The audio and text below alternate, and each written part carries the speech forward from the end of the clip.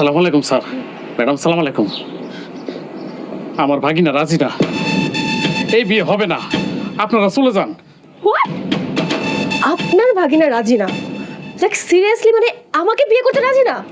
জি madam, আমি আমার ভাগিনার অনেক বুঝাইছি, সে কোনো মতেই আপনাকে বিয়ে করবে না, কারণ বড়লোক মেয়ের সে বিয়ে করতে চায় না। বড়লোক মানুষ তার হতে দুই চোখের শত্রু। এই ছেলে, আমি আমির চৌধুরী, আমার মেয়ে স্নেহা চৌধুরী।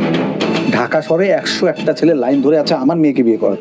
সে কোথাকার জমিদার যে আমার মেয়েকে বিয়ে করতে চায় না? সে মা, আমি কোনো জমিদার না, আমি বস্তির সাধারণ এক ফিরোজ। আর তুমি খুব ভালো করে জানো যে আমি জমিদার সহ্য করতে পারি না, আমার ভালো লাগে না। আমি জমিদার করে বিয়ে করবো না। আরে আমি শুনছি কি হেরা বড় লোক হলেও বলে মানুষ বালা। মা, আমার এই বড় লোক মানুষ ভালো না খারাপ আমার শিখাইতেইছো না, আমি খুব ভালো করেই জানি। আর আমি বড় লোক ঘরে বিয়ে করবো না মানে করবো না, এটাই আমার ফাইনাল ডিসিশন। আরে বাবারে মাই একবার দেখা লতি, না দেখাই না করে দিলি কেন? আর বাবা, যেই জায়গায় আমি বিয়ে করবো না ওই জায়গায় দেখার তো কোনো প্রশ্নই আসে না। আর তুমি মামারা সুন্দর করে কয়ে দিও ডেলি ডেলি, যাতে এই যে বড় লোক ঘরে কোনো প্রস্তাব না নিয়ে আসে।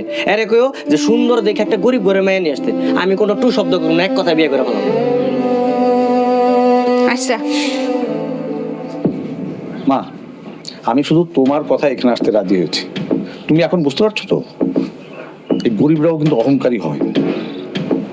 না পাপা, এটা মোটে অহংকার না। দেখো, ও কিন্তু লোভী না। ও যদি লোভী হতো তাহলে কিন্তু আমাকে বিয়ে করতে রাজি হয়ে যেত, এক পায়ে রাজি হয়ে যেত। আপনি বিয়ের ব্যবস্থা করুন। আমি কিভাবে ব্যবস্থা করব? আমার ভাগিনা গরিব মেয়ে বিয়ে করতে চায়। নো প্রবলেম, আমি নিজে গরিব সাজবো, সমস্যা নেই। আচ্ছা মা,